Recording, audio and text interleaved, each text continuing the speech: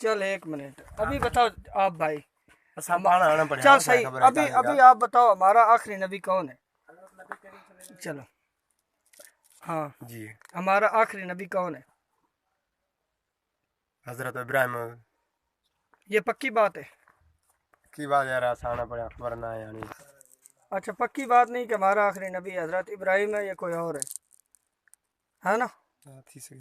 अच्छा ठीक। आप मौलवी हो? जी है। कुरान पाक पढ़ा है? नहीं। कुरान नहीं पढ़ा हुआ? नहीं। कहाँ रहते हो? मैसरी। नमाज पढ़ते हो? जी।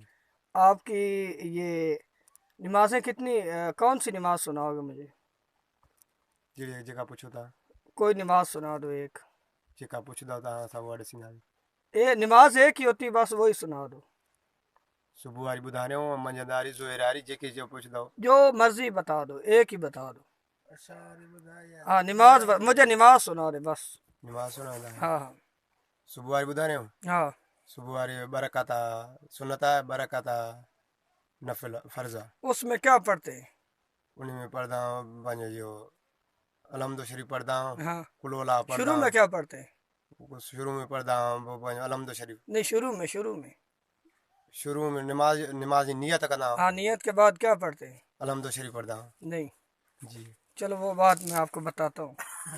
हाँ आप बताएं हमारा नबी कौन है चाचा? चाचा मेरे को पता कौन नहीं। कौन नहीं पता है?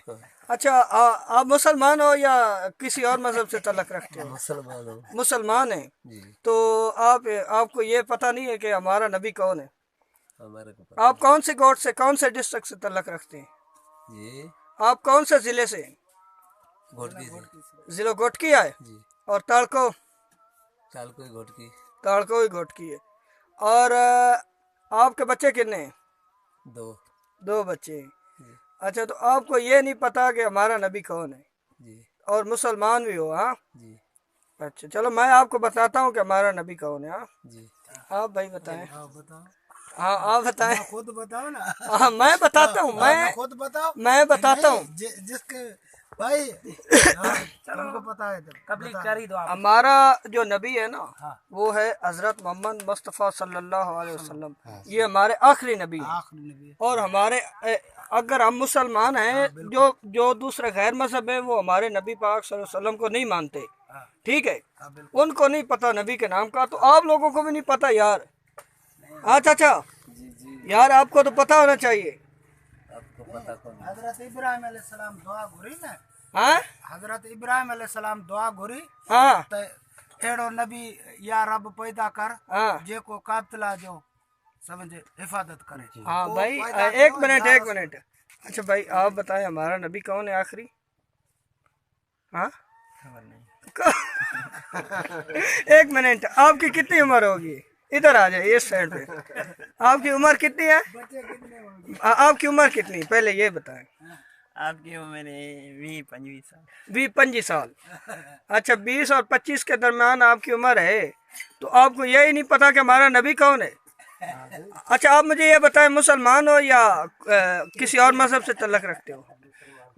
यार आप लोग हंस रहे हो, ये हंसने की बात नहीं है, हमारे लिए सीरियस बात है। हम मुसलमान किस चीज़ के हैं ये हमारे लिए ज़रूरी है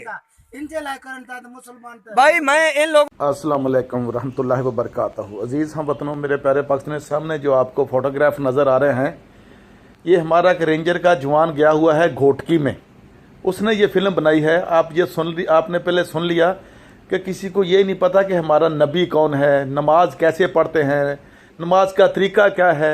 और ये जनाब अली जो एरिया है ये हमारे अपोजिशन लीडर खुर्शीद शाह यानी मीटर शाह जो कल तक एक मीटर रीडर था आज अरबों की जायदादों का मालिक है और जरदारी का एरिया है।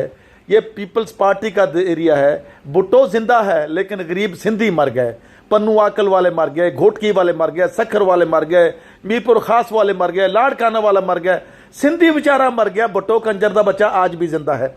लेकिन जो शर्म वाली बात यह है इस एरिए में मौलाना डीजल का बड़ा असर रसूख है, बड़े उसके मदरसे हैं।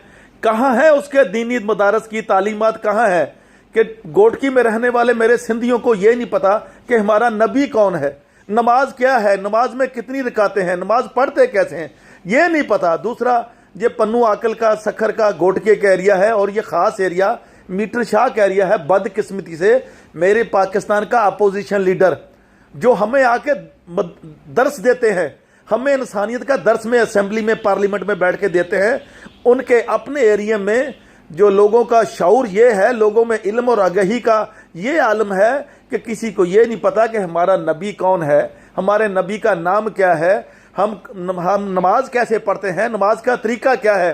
पाकिस्तान में जहालत की इनकी बड़ी एक प्लानिंग के तहत इन लोगों ने पाकिस्तानी कौम का बेड़ा गर्क किया, पाकिस्तानी कौम को जाहल रखा। क्यों? अगर पाकिस्तानी कौम को शऊर आ जाता तो इनका वोट बैंक ना बनता। और दूसरी शर्म वाली बात यह है कि इस एरिया में मौलाना डीजल का बड़ा असर और रसूख है। तो ये तो दीनी इस्लाम, दीनी मदरसे का अपने आप को उलमा बोलता है, उलमा आलम बोलता है, आलम इस्लाम बोलता है मौलाना डीजल। और इसके एरिया में यहाँ मदरसे सिर्फ बनाए इन्होंने कारोबार के लिए, गैर मुल्की एजेंसियों से फंड लेने के लिए, जगह जगह जाके धरने और जलसे और जुलूस करने के लिए, हड़तालें करने के लिए। इसके ऊपर भी माशाल्लाह बड़ा काम हो रहा है। इंशाल्लाह पाकिस्तानियों, जिस दिन सिंध की सफाई कर दी मेरी रेंजर्स ने, मेरे अदारों ने, कराची की सफाई कर दी, फिर पंजाब की बारी आएगी। फिर जो 2 नंबर आलम, 2 नंबर पीर, उन सब का इंशाल्लाह सफाया होएगा। जैसे सिंध में नवाज जरदारी का होएगा, फरियाल तालपुर का होएगा।